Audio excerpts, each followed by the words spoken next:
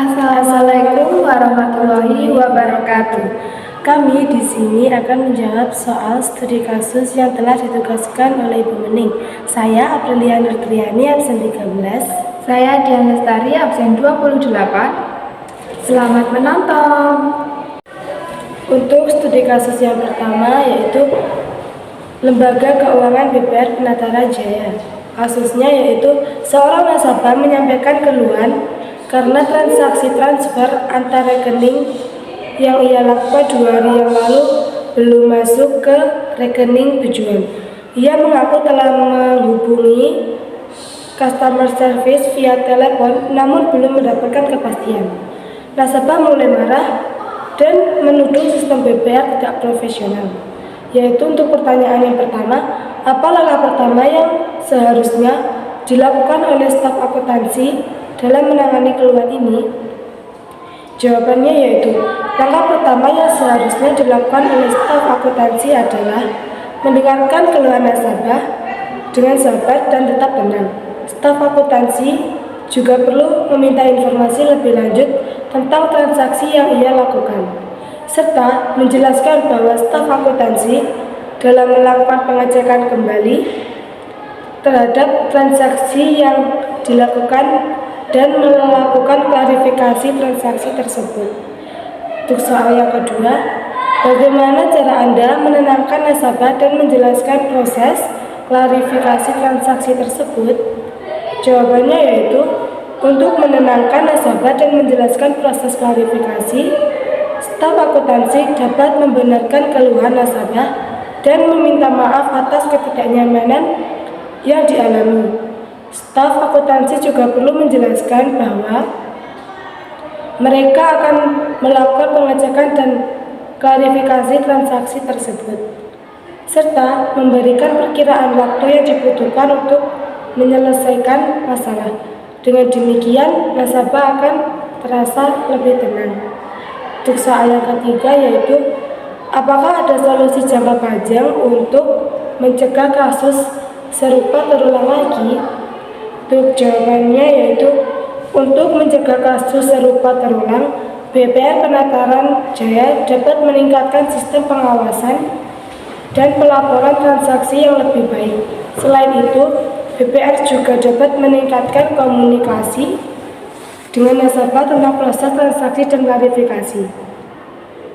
Untuk studi kasus yang kedua yaitu tentang KSP Indoraya.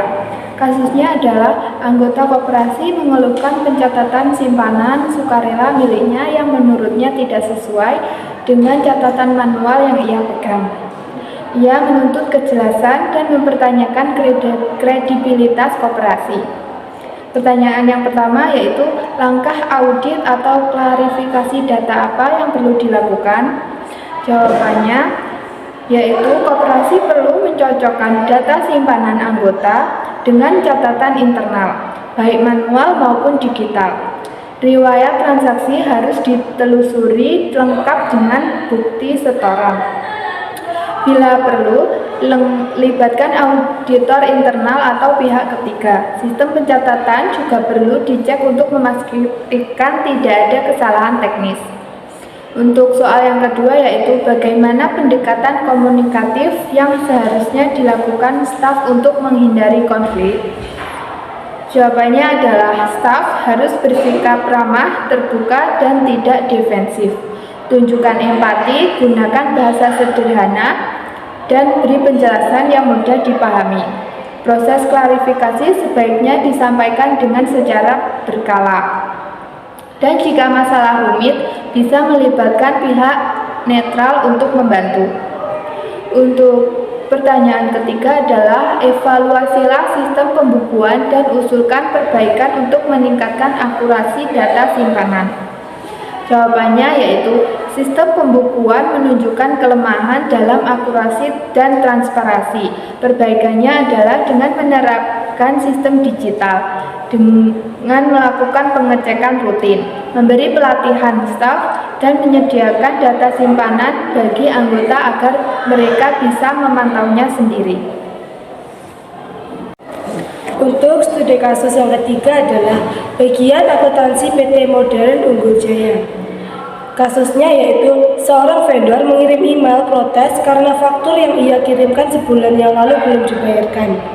Ia mengancam akan menghentikan pengiriman barang jika tidak ada penyelesaiannya. Pertanyaannya yaitu yang pertama, apa yang perlu Anda evaluasi dari sistem pengelolaan utang perusahaan?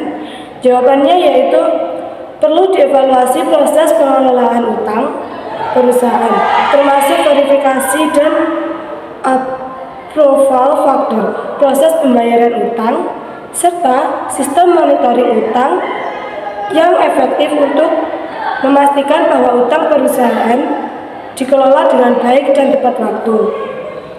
Pertanyaan yang kedua, bagaimana Anda menanggapi vendor secara profesional agar hubungan kerja tetap terjaga? Jawabannya yaitu menanggapi vendor secara profesional dapat dilakukan dengan mengakui email mereka, menjelaskan proses pengecekan dan klarifikasi faktur, serta memberikan estimasi waktu penyelesaian pembayaran. Soal yang ketiga yaitu buat SOP singkat untuk menangani keterlambatan pembayaran invoice. Jawabannya yaitu SOP singkatan untuk menangani keterlambatan pembayaran invoice dapat meliputi menerima dan memverifikasi faktur, menginput faktur ke dalam sistem akuntansi, melakukan approval dan pembayaran faktur, mengirimkan konfirmasi pembayaran kepada vendor, serta memantau status pembayaran utang untuk memastikan bahwa pembayaran dilakukan tepat waktu. Untuk studi kasus yang keempat yaitu dari Front Office PT Pos Indonesia. Kasusnya yaitu seorang pelanggan datang dengan emosi tinggi karena kiriman dokumen pentingnya tidak sampai tepat waktu. Ia menuntut tanggung jawab dan kompensasi. Pertanyaan yang pertama yaitu, apa peran front office dalam merespon keluhan seperti ini? Jawabannya adalah, front office berperan sebagai garda terdepan dalam menerima dan menangani keluhan pelanggan. Mereka harus mendengarkan dengan empati, mencatat keluhan secara lengkap, memberikan informasi yang jelas, dan memastikan keluhan ditindaklanjuti di unit terkait.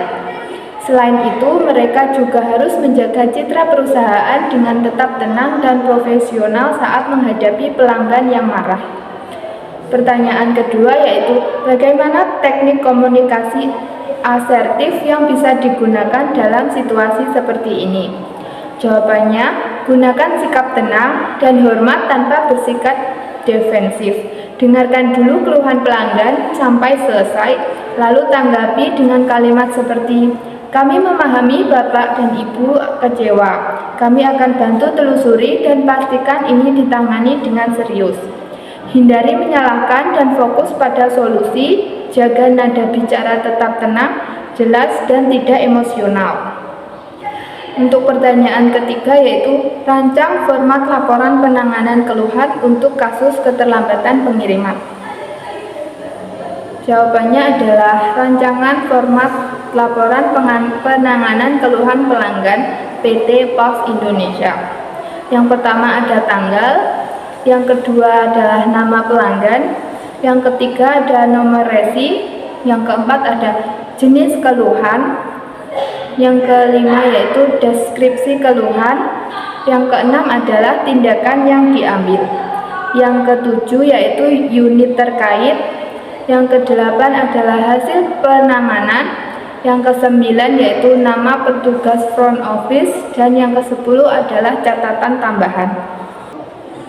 Untuk studi kasus yang kelima yaitu Customer Service KPP Pratama Butun.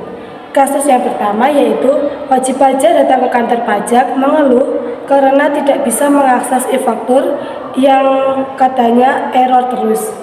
Ia menyalakan sistem DJP dan membandingkan dengan pelayanan swasta yang katanya lebih responsif. Pertanyaannya yaitu yang pertama, analisis akar permasalahan dari sisi teknis dan non-teknis. Jawabannya yaitu analisis akar permasalahan.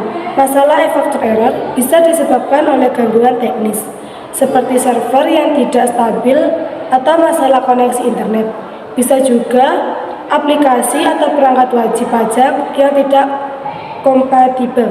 Selain itu, kurangnya pemahaman wajib pajak dan perbandingan dengan keluhan layanan swasta bisa memperburuk keluhan. Untuk pertanyaan yang kedua yaitu bagaimana strategi komunikasi yang tepat agar wajib pajak merasa dilayani dengan baik?